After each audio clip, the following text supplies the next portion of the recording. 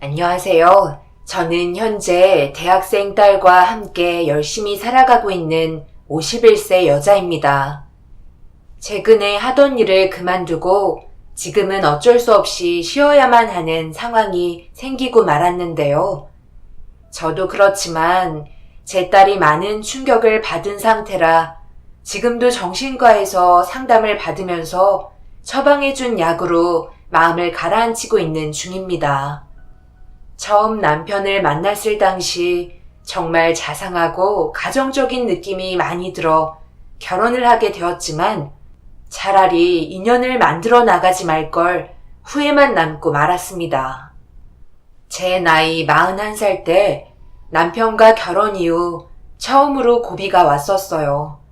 그동안 함께 맞벌이 하면서 악착같이 모은 돈으로 더 나은 삶을 살기 위해 좋은 위치에 투자할 기회가 생겨 저희가 잡기로 했었거든요.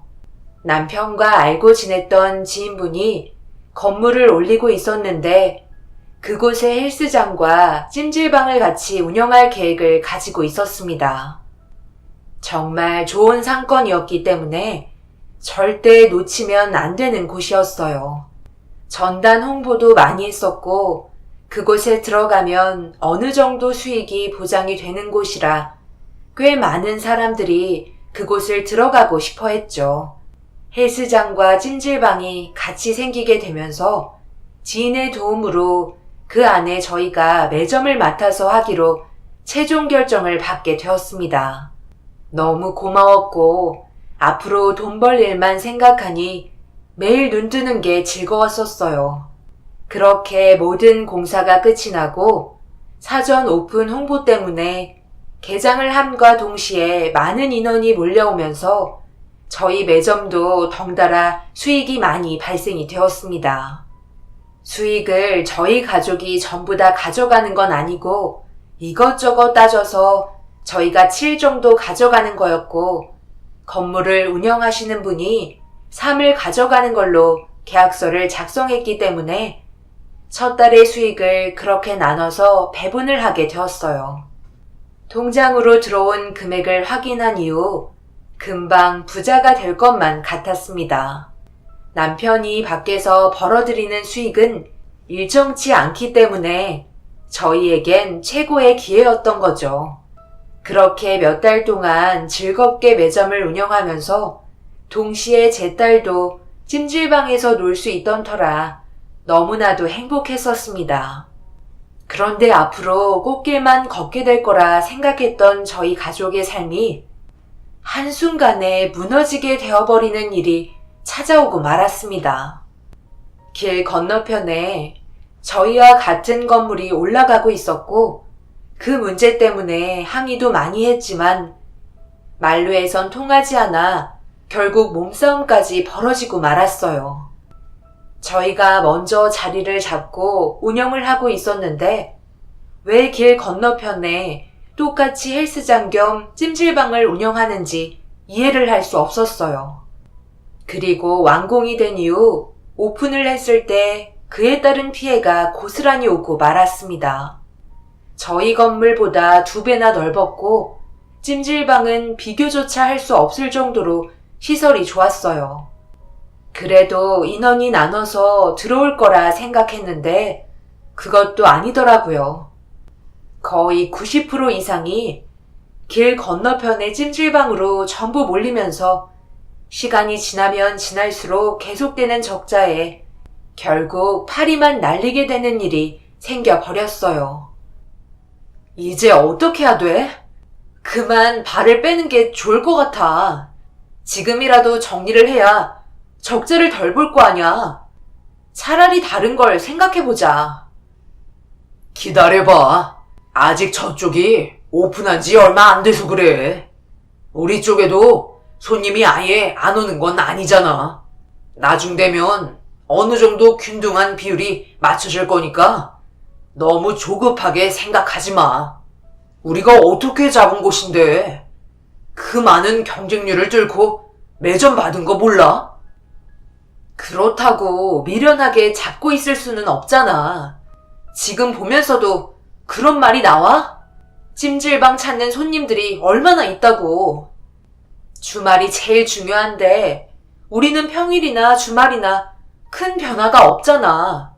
당신이 얼마나 애착을 가지고 있었는지 누구보다 내가 잘 알아. 하지만 지금 우리 발 빼지 않으면 돌이킬 수 없을 정도로 적자를 보게 될 거라고. 원금은 가지고 가야 할 거 아니야. 무슨 말을 하는 건지 나도 충분히 알고 있어. 조금만 더 기다려보자. 어제 친구랑 만나서 얘기 좀 했었는데 너무 걱정하지 말라고 그랬어. 자리 잡는데도 시간이 필요하기 때문에 오시는 손님들께 최선을 다해 친절히 응대하면 입소문 타서 좋은 영향을 줄 거라고 했다고. 무조건 서비스가 제일 중요한 거야. 우리가 빠지고 다음 사람이 들어왔는데 그때부터 잘 되면 우리는 힘들게 이끌어오다가 남 좋은 일만 시키는 거잖아. 내 친구 말 믿고 버텨보도록 하자. 남편의 말을 신뢰할 수는 없었어요. 친절하게 응대하는 건 줄곧 해왔던 건데 계획 없는 그런 말을 원한 게 아니었거든요. 그래서 총괄 책임자였던 친구분을 만나려 했지만 저와는 시간을 내어주지 않았습니다. 길 건너편 찜질방은 줄까지 서면서 기다리고 있는데 저희는 그렇지 않았기 때문에 어떤 식으로 운영을 하고 있는지 궁금하기도 해서 확인차 들어가 보게 되었어요. 그런데 왜 사람들이 한쪽으로 많이 몰리는지 바로 알 수 있었죠. 이것저것 끊임없는 행사들과 체계적인 관리는 누가 봐도 비교 대상이었어요. 저 같아도 저희 찜질방 건물은 오고 싶지 않을 것 같았습니다. 더군다나 금액 자체도 저희 쪽이 너무 높다 보니 손님들이 더 꺼려하게 된 거였어요. 그리고 결국 저희 건물에 있던 찜질방과 헬스장은 문을 닫게 되는 절망적인 상황까지 보고 나서야 땅을 치고 후회했습니다. 제 말을 전혀 듣지 않았던 남편이 너무 원망스러웠어요. 얼굴조차 보고 싶지 않았습니다. 폐업을 하게 되면서 생겨버린 빚들을 감당하기에는 너무 버거웠어요. 조금이라도 빚을 탕감해야 했기 때문에 기존에 살던 집도 처분하고 더 작은 집에 들어가서 살아야만 했죠. 남편을 만나 힘들게 살아왔던 날들과 비교할 수 없을 정도로 환경이 열악해지면서 우울증까지 찾아왔고 남편도 다시 일어나겠다는 의지가 꺾인 상태라 며칠 일하는가 싶다가도 아주 잠깐이지만 행복했었던 그날의 기억 때문에 매일 집에서 술에 의지한 채 살아왔어요. 저와 10살 된 딸은 눈에 들어오지도 않는지 계속해서 무너지는 모습만 보여주길래 더 이상 참을 수가 없어 정신 차리라고 소리를 지르고 말았습니다. 그러자 남편은 집안의 물건을 전부 던지기 시작했어요. 이게 지금 뭐 하는 거야? 왜 집안의 물건을 전부 던지고 부수는데? 전부 당신이 잘못해서 생긴 일들이잖아. 내가 알고 그랬겠어? 놓치고 싶지 않았다고. 당신도 우리가 그때 얼마나 벌었는지 두 눈으로 봤는데 쉽게 정리가 되겠어? 지금은 나도 너무 힘들어서 그러니까 좀 더 생각할 시간을 갖도록 하자고. 솔직히 의욕을 잃어버린 상태야. 언제까지 기다려야 하는데? 일단 발등에 떨어진 불부터 꺼야 할 거 아냐. 이렇게 의지가 약해서 앞으로 뭘 하겠어? 내일부터 인력사무소라도 나가서 당장 돈 벌어와. 이러다 정말 굶어 죽는다고. 더 이상 손 벌릴 데도 없잖아. 남편과 언성을 높이면서 다투고 난 이후에 겨우 일을 보낼 수 있었어요. 제일 많은 피해를 보고 힘들어했던 건 제 딸이었죠. 가정이 무너진 이후 남편과 자주 싸우는 모습을 보여주게 되면서 부족해진 생활들이 고스란히 딸에게 전달됐으니까요. 이런 모습 계속해서 보이는 것도 안 좋을 것 같아 당분간 친정집에 맡긴 뒤 밤낮 가리지 않고 돈이 될 만한 일을 잡아서 했어요. 남편도 정신을 좀 차렸는지 더 이상 술에 의지하지 않은 채 낮에는 건설 현장에서 일하고 밤에는 대리운전을 뛰었습니다. 분명 열심히 하다 보면 다시 안정권에 들어갈 수 있다 확신했어요. 꼭 그렇게 해야만 저희가 다시 살아갈 수 있었습니다. 남편도 정신적으로 많이 힘들었다는 건 인정해요. 매점을 차릴 때 들어갔던 자금은 저희 둘이 벌어 모은 것만 있는 게 아닌 시어머니가 세상을 떠나시고 남기신 재산이었으니까요. 아버님이 암으로 먼저 떠나셨는데 얼마 되지 않는 재산으로 아끼면서 살아가시다가 저희가 워낙 바빠서 자주 찾아뵙지 못하게 되다 보니 많이 힘드셨는지 고독사로 세상을 떠나셨습니다. 제일 큰 요인은 아무래도 옆에 배우자가 없어서 정신적인 고통이 상당히 심하셨겠죠. 그렇게 시모가 남겨두었던 재산들까지 전부 털어넣었던 거라 많이 힘들었을 겁니다. 그렇게 하루하루 버티며 살아가던 어느 날 남편의 행동이 조금씩 신경 쓰이기 시작했어요. 어디 갔다 이제 오는 거야? 지금이 몇 시인 줄 알아? 적어도 새벽 3시 안에는 들어왔으면서 거의 동이 틀 때 들어오면 바로 일하는데 지장이 생기잖아. 지금까지 대리운전 잡혀 있었던 거야? 요즘 계속 늦게 들어오니까 걱정돼서 그러지. 한 푼이라도 더 벌어야 숨을 쉴 거 아니야. 나는 뭐 이렇게 살고 싶어서 그런 줄 알아?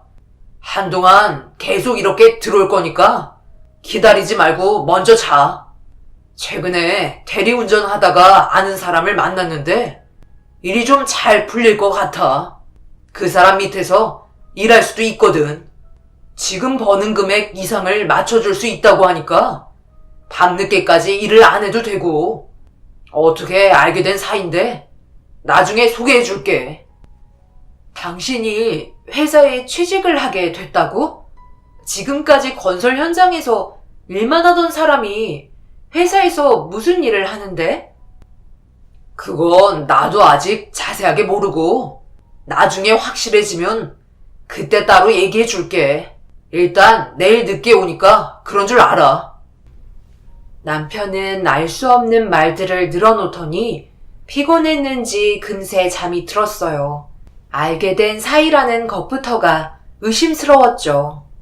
더군다나 젊은 나이대부터 저와 결혼하고 줄곧 건설 현장에서 막노동을 해오던 사람이 갑자기 양복을 입고 회사에 출근을 한다는 거에 더 의심스러웠습니다. 자격증 하나 없이 몸으로만 때우던 사람이 회사에 들어가 할 수 있는 거라곤 경비 말곤 생각나는 게 없더라고요. 일단 나중에 다시 얘기해준다고 하길래 그러려니 했습니다. 그런데 생각보다 일이 잘 안 풀렸는지 표정이 좋지 않더라고요. 그래서 전에 말한 일은 어떻게 진행되고 있는 건지 궁금하기도 해서 물어봤는데 갑자기 저한테 화를 내더니 알 거 없다고 더 이상 물어보지 말라며 아예 대화를 차단하길래 생각했던 거와 다르게 일이 잘 안 풀린 것 같아 그때 이후로 아무 말도 하지 않았어요. 그런데 남편은 무슨 생각을 하고 있는지 알 수 없는 심각한 표정으로 잠도 안 자고 무언가를 고민하고 있길래 묵묵히 그 모습을 지켜보고 있었습니다. 퇴근하고 잠시 집에 들러 저녁을 먹고 나가던 남편이 그날따라 저녁이 늦게 되어도 들어오지 않길래 무슨 일이 있는지 걱정이 돼서 다시 몇 번 전화를 걸어봤지만 남편의 핸드폰은 꺼져 있었고 뒤이어 걸려온 전화를 받는 순간 너무 놀라 경악을 하고 말았습니다. 남편의 보호자가 맞냐는 말에 무슨 일인지 물어보자 저희 남편이 맞는지 확인을 해야 돼서 병원으로 와달라는 전화였고 전화를 끊자마자 급하게 병원에 도착하니 남편이 하얀 천을 얼굴에 덮고 있었습니다. 그리고 관계자분이 저에게 남편의 유품을 건네주며 신원을 확인해보라는 말에 얼굴에 덮여져 있는 천을 천천히 내리는 순간 그 자리에서 주저앉고 말았습니다. 형체를 알아보기 힘들 정도로 얼굴이 많이 망가진 상태였지만 남편이 확실했어요. 응급실에 실려올 때까지만 해도 숨이 붙어 있었는데 머리를 너무 크게 다친 바람에 결국 뇌사 상태로 심정지가 오게 되었다는 말에 오열을 하고 말았습니다. 사건을 조사하시던 형사분은 건설 현장에서 추락했다며 늦은 시간에 자신이 일을 하던 곳을 찾아간 걸 보면 삶을 포기하려는 선택을 한 것 같다는 충격적인 말을 전해 주었습니다. 그리고 주변에서 함께 일하신 분들이 진술한 내용은 매일같이 자신의 삶을 원망하며 지냈었고 그만 살고 싶다는 말도 자주 하면서 일하는 사람들에게까지 많은 피해를 줬던 걸 보면 그동안 많은 빚들을 감당하는 게 힘이 들어 감당할 수 없을 정도의 술을 먹고 끝내 세상과의 작별을 선택하게 된 것 같다는 말을 전해 주었어요. 저와 딸을 버려둔 채 혼자 떠나버린 남편이 너무 한심스러웠습니다. 충분히 열심히 살아가면 다시 예전으로 돌아갈 수 있는데 지금 당장의 어려움이 참기 힘들어 삶을 버렸다는 게 이해되지 않았어요. 이 소식을 듣고 허겁지겁 달려온 부모님도 많이 당황스러워 하셨습니다. 그리고 장례를 치르기 전 의사는 머리 외에 다른 곳은 다행히도 장기 쪽은 크게 손상된 곳이 많지 않다며 기증에 대해 조심스럽게 물어보길래 많은 사람들에게 도움이 될 수 있는 것도 좋은 선택인 것 같아 남편의 장기 기증을 결정하게 되었습니다. 그렇게 6명의 환자에게 새 생명을 줄 수 있을 것 같다는 좋은 소식을 접했고 모든 절차가 끝이 나고 남편의 장례를 마무리 지었습니다. 그리고 살고 있던 집을 처분하고 제 곁을 항상 지켜주셨던 부모님의 도움을 받으며 하루하루 열심히 살아갔어요. 과거에 계속 얽매인 채 살아가봤자 남편처럼 안 좋은 결과가 올 것 같아 쉬지 않고 일만 했습니다. 이제 좀 쉬어야 될 것 같은데. 요즘 들어 너무 무리해서 일을 하고 있잖아. 엄마만 걱정하는 게 아니라 너희 아빠도 쓰러질까봐 일 좀 줄였으면 한다더라. 그러다 병이라도 생기면 어쩌려고 그래. 엄마랑 아빠도 이제 나이가 많이 먹어서 일도 못하고 있는데 괜히 침만 더 얹어준 것 같아 엄마가 많이 미안하네. 희선이도 이제 20살 대학생이 돼서 돈 들어갈 곳도 점점 많아질 텐데 혼자 감당하기가 많이 힘들지? 부모가 돼서 도움도 주지 못해 미안하다. 괜찮아요, 엄마. 그동안 정말 많이 도와주셨잖아요. 덕분에 빚도 다 갚을 수 있었다고요. 저는 지금은 오히려 즐겁고 여유가 생겼는데요. 앞으로 버는 돈들은 전부 저금할 수 있는 거잖아요. 희선이도 간간히 아르바이트 한다고 했어요. 박서방이 지금 옆에 있었다면 네가 이렇게까지 힘들진 않았을 텐데 그때만 생각하면 엄마 가슴이 무너져 내린다. 엄마, 그때 일은 이제 그만 얘기해요. 이젠 지나간 일이고 그 사람은 더 이상 제 옆에 없잖아요. 그리고 내일 면접 하나 잡혔어요. 좀 늦게 집에 들어올지도 몰라요. 이번에 가정관리사로 들어가게 된 곳인데 생각보다 급여도 높아서 지금 몇 개 하고 있는 일이 줄어들지도 모르겠어요. 생각보다 괜찮으면 하루 종일 일을 할 수도 있다니까 최대한 조건이 좋은 방향 쪽으로 생각해 보려고요. 남편이 없는 10년의 시간은 정말 너무 힘이 들었습니다. 부모님의 도움을 받아가며 생활하긴 했지만 가난했던 저희 가족이 감당하기에는 무리가 있었죠. 그래도 이 악물고 버티니까 사라지더라고요. 남편처럼 되고 싶지 않았거든요. 제 딸 희선이가 좋은 남자 만나 결혼하는 것도 보고 싶었고 자신의 꿈을 펼치는데 최대한 도움을 주고 싶었습니다. 그렇게 앞만 보며 버티다 보니 어느새 10년이 지나가게 된 거였죠. 저에게 마지막 남은 희망인 제 딸이 대학 생활하면서 경제적인 어려움 때문에 온전히 공부에 매진하지 못하는 건 보고 싶지 않았어요. 그래서 제 능력선에서 제일 많이 월급을 받을 수 있는 곳을 찾아보던 중 가정관리사를 모집하고 있는 곳에 면접이 잡히게 된 거였죠. 최대한 깔끔하게 차려입은 다음 면접이 약속된 고급 주택 앞에 서서 초인종을 누르니 주택에서 일을 하고 계시던 분이 웃으며 저를 맞아주셨고 안내에 따라 주택 안으로 들어갔습니다. 그렇게 마당을 지나가면서 주택 풍경을 감상하고 있을 때 집주인분인지 마당에서 화초에 물을 주고 계시더라고요. 상당히 여유로워 보이는 모습을 보고 있으니 너무 부러웠습니다. 이런 곳에서 저희 가족과 함께 살아가는 상상을 하며 현관문 앞에 도착을 했고 안으로 들어가려 하는데 집안 풍경에 눈을 떼지 못한 상태에서 잠깐 뒤돌아 고개를 돌렸는데 물을 뿌리고 있던 집주인의 얼굴을 보게 되면서 그 순간 저도 모르게 비명을 지르고 말았습니다. 여보? 어떻게 당신이 지금 여기에 있는 거야? 나 몰라보겠어. 당신 아내 미경이잖아.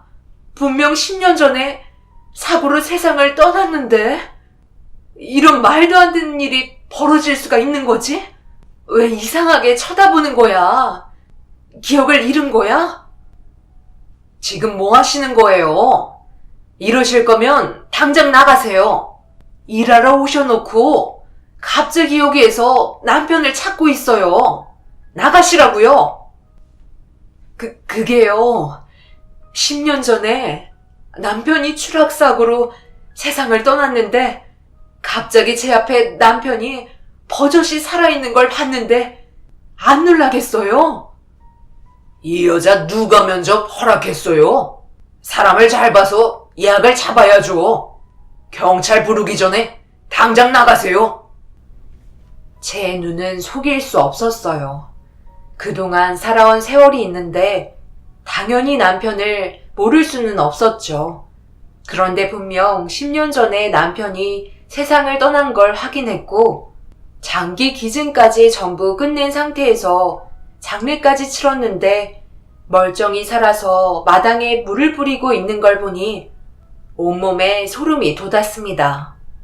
제 차 초인종을 누르면서 다시 한번 얼굴을 확인해 보려 했지만 더 이상 제가 할 수 있는 건 아무것도 없었습니다. 결국 남편이라고 확신하고 있던 남자가 집 밖으로 나오길 기다리고 있었어요. 그 시간이 어찌됐든 무조건 기다려야 했습니다. 대화가 필요해 보였거든요. 그래서 잡혀있던 일들도 사정을 얘기한 뒤 그날의 일정을 전부 비워놓았어요. 다시 한번 얼굴을 꼭 확인해야만 모든 의문이 풀릴 것만 같았습니다. 그렇게 오랜 시간이 지나고 늦은 저녁이 되었을 때 대문이 열리는 소리가 들리길래 조용히 지켜보니 남편이 천천히 걸어 나오고 있었어요. 주위가 어두워서 얼굴이 확실하게 보이지 않았지만 같이 살아온 세월이 있어서 그런지 남편의 모습인 걸 한눈에 알 수 있었죠.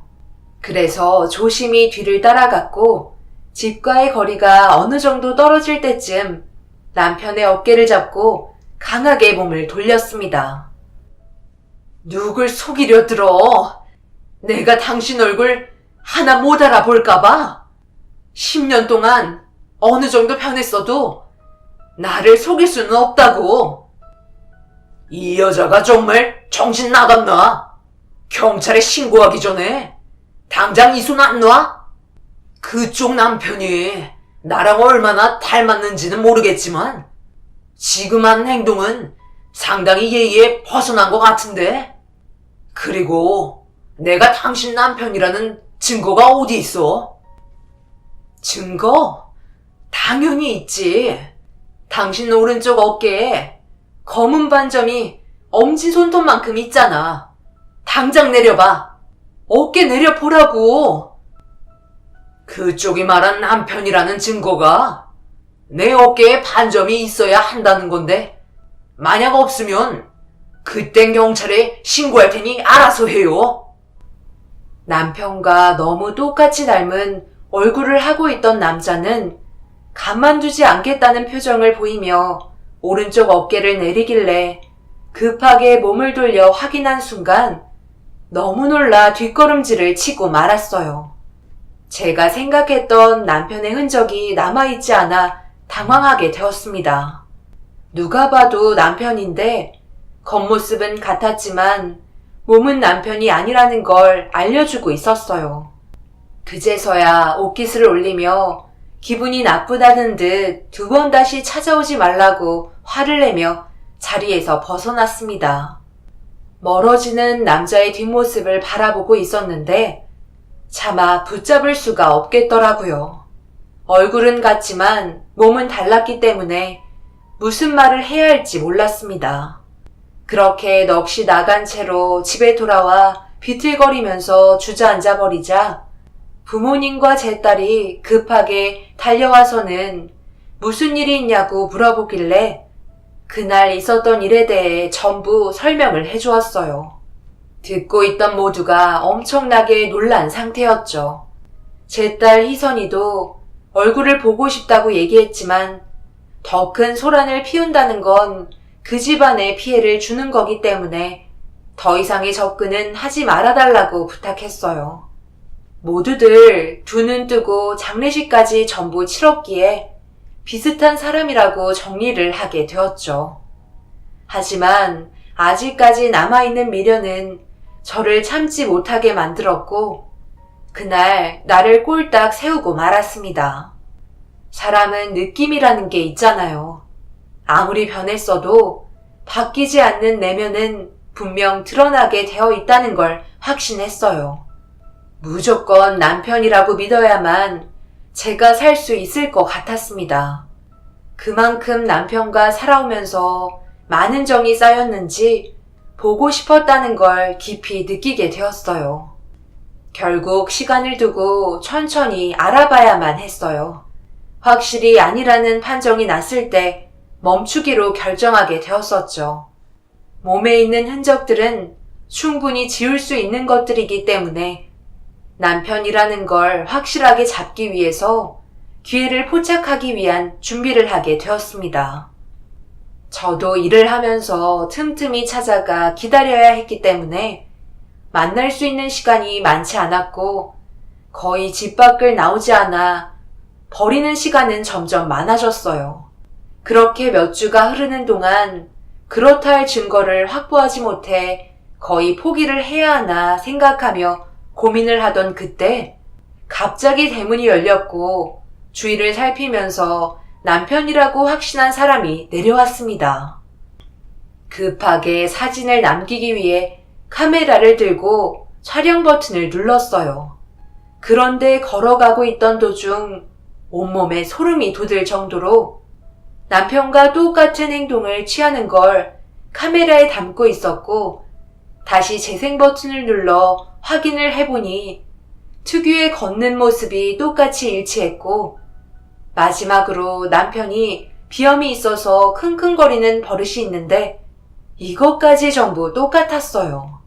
그때 확신하게 되었죠. 남편이 무엇을 숨기기 위해 10년 동안 우리 앞에 나타나지 않았다는 것을요. 그날은 그렇게 집으로 돌아와 녹화된 영상을 반복적으로 계속해서 재생시켜 보았고 100번을 넘게 봐도 남편이 확실했습니다. 그래서 결국 가족들을 한자리에 모았죠. 내가 전날에 촬영했던 영상이야. 한번 확인해보고 내가 생각하는 것과 똑같이 일치하는지 말해줬으면 좋겠어. 그러니까 아빠인지 아닌지 말해달라는 거잖아. 영상을 보니까 상당히 젊으신 분 같은데? 우리 아빠였다면 벌써 머리에 흰머리가 상당히 많을 텐데, 그런데 아빠가 하셨던 특이한 행동들을 반복적으로 하시네? 이걸 봤을 땐 아빠가 확실한 것 같은데? 어머머, 정말 박서방이잖아. 엄마도 확실하게 알겠다. 누가 봐도 이건 박서방이야. 안 그래요, 여보? 당신 생각은 어때요? 내가 봐도 확실한데. 10년 동안 우리를 속이고 다른 곳에서 살림을 차리고 있었던 거야? 이놈 정말 나쁜 놈이네. 그런데 한 가지 의문인 건 아빠 엄마도 옆에서 전부 지켜봤잖아요. 그이는 이미 세상을 떠났다고요. 우리가 확인했잖아요. 그러게.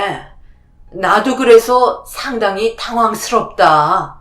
어떻게 이런 일이 벌어질 수 있는지 이해가 되지 않아. 직접적으로 물어보면 안 돼? 당연히 안 되죠. 닮았다는 말에도 달끈하던데 우리가 찾아가서 물어보면 알아낼 수가 없겠죠. 유전자 검사가 제일 확실한데 그 남자가 가지고 있는 생필품을 얻을 수 있는 방법을 찾아봐야겠어요. 그래서 제 딸과 유전자 검사를 해보면 확실하게 알겠죠. 온 가족이 확실하다는 의견이 나온 이상 더 이상 지체할 수 없었어요. 남편이 제 딸의 친아빠인지 확인을 해봐야만 했습니다. 그래서 그날 이후 그 집에 다시 찾아가 쓰레기를 버리는 날이면 무조건 수거해서 검사를 받을 수 있을 만한 것들을 전부 모았고, 어느 정도 시간이 흐른 뒤 유전자 검사 용지가 도착한 순간 가족 모두 모여 서류 봉투를 뜯었습니다. 그리고 안에 있는 내용물을 확인한 순간 경악을 하고 말았어요. 제 딸 희선이와 99% 일치한다고 나오게 되었죠.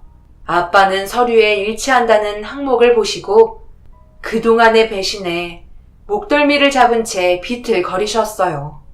저는 너무 화가 난 나머지 더 이상 기다릴 수도 없어 딸을 데리고 남편이 살고 있는 집에 도착해 쉬지 않고 초인종을 눌러댔어요.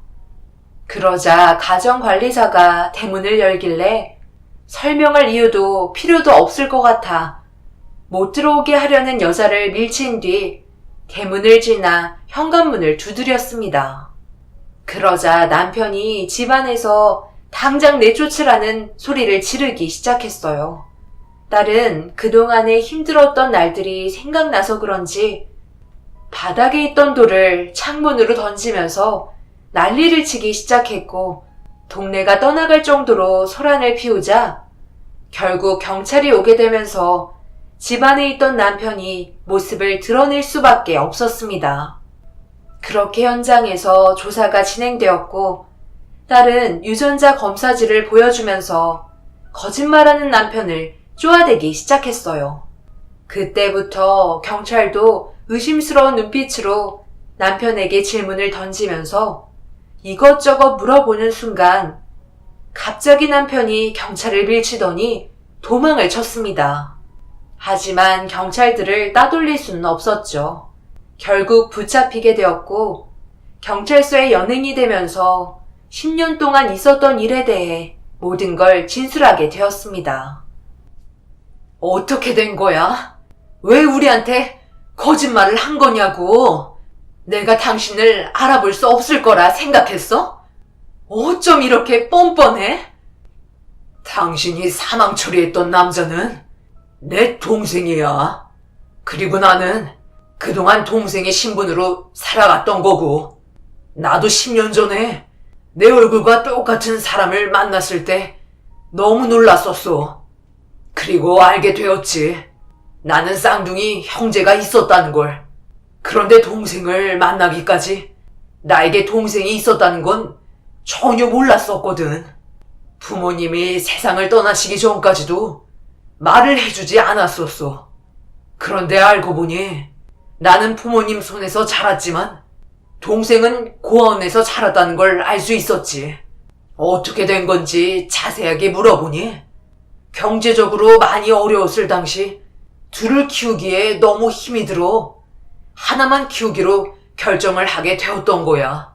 그래서 동생과는 헤어지게 된 거고, 그런데 세월이 흐르고 처음 만났을 때 나는 구질구질하게 살고 있는데 동생은 떵떵거리며 잘 살고 있는 것 같더라고. 알고 보니 입양 부모님을 잘 만나 재산을 많이 물려받았었는데 두 분은 입양 전부터 몸이 안 좋으셨는지 동생만 남겨두고 세상을 떠나셨더라고. 그래서 본인에게 많은 재산이 떨어지게 된 거였지. 그때부터 불만이 생겼었어. 나를 키워주신 부모님은 찢어지게 가난했는데 되려 고아원에 보내진 동생은 입양 부모를 잘 만나 재산까지 물려받아 떵떵거리며 잘 살고 있으니 내가 화가 안 나겠어? 그래서 한동안 동생과 친해지는 시간을 가졌고 많은 시간을 함께 지내며 살아가는 패턴을 전부 기록해 두었어. 그리고 모든 계획이 준비된 날 만취된 동생을 데리고 내가 일하고 있는 건설 현장으로 데려가 계획했던 대로 일을 저지른 거야. 당연히 당신도 쌍둥이 동생에 대해 들어본 적이 없으니까 그게 나인 줄 알고 사망신고를 했겠지. 혹시라도 모를 일을 대비해 내 몸에 남아있던 흔적은 성형으로 전부 지워버렸어. 그래야 사람들이 의심하지 않고 완벽하게 모든 걸 꾸밀 수 있으니까. 다행히도 동생은 혼자서 살아왔었기 때문에 지금까지 큰 어려움 없이 모두를 속일 수 있었어. 그렇게 동생과 연관되어 있는 인연들을 하나씩 끊어간 뒤 이사를 해서 지금까지 잘 살아왔는데 가정관리사가 그만둔다고 하길래 사람을 모집했는데 당신이 올 거라곤 나도 전혀 생각하지 못했어. 그래서 최대한 모른 척 했지만 결국 이렇게 들키고 말게 된 거지. 나는 그래도 그동안 만족하면서 살아왔었기 때문에 후회는 없어. 당신 가족에겐 미안하지만 그런 삶 속에 살고 싶지 않았다고. 남편의 말을 듣고 있던 저는 결국 얼굴에 손을 수차례 올렸고 제 딸 희선이도 눈물을 흘리면서 자기 아빠를 원망하고 있었습니다. 그동안 남편 때문에 고생을 했던 걸 생각하면 절대 용서해주고 싶지 않았어요. 그렇게 남편은 법적인 처벌을 받게 되면서 징역 20년을 받았지만 억울하게 세상을 떠난 동생분에게 너무 죄송스럽습니다. 그것도 알지 못하고 다른 사람들에게 기증까지 했으니 너무 마음이 아프네요. 남편은 자신이 뭘 잘못했는지도 모르더라고요. 10년 동안 호사를 누리며 살아와서 그런지 상당히 만족한 삶에 즐거워하고 있었습니다. 완전 다른 사람 보는 것 같았어요. 어떻게 저렇게 변할 수 있는지 너무 끔찍합니다. 이번 일로 인해 제 딸이 정신적으로 상당한 충격을 받게 되었어요. 저도 마찬가지고요. 그런데 일면식도 없던 동생분의 재산을 저희 가족이 받게 생겨 많이 당황스럽습니다. 남편이 고의로 동생의 재산을 취득하려 했기 때문에 상속 결격자가 되면서 제가 그걸 대습 상속을 받게 되는 것 같더라고요. 하지만 저는 그걸 받을 수가 없어요. 받는 순간 남편과 똑같은 사람이 될 것만 같거든요. 그래서 내일 동생분의 재산은 전부 사회에 환원하기로 가족들과 결정하게 되었습니다. 그 돈이 없었어도 지금까지 잘 살아왔으니까요. 여러분들께선 제 사연을 들으시고 어떤 생각이 드셨나요? 정말 이기적인 남편을 절대 용서하고 싶지 않아요. 가족들을 버리고 자신만 살기 위해 도망친 남편이 너무 한심스럽습니다. 하루빨리 제 딸이 정상적인 삶을 살아갈 수 있게 여러분들께서 격려의 댓글 많이 달아주셨으면 좋겠어요. 언제나 행복하시고 가족 간의 평화가 함께 하시길 바랍니다. 감사합니다.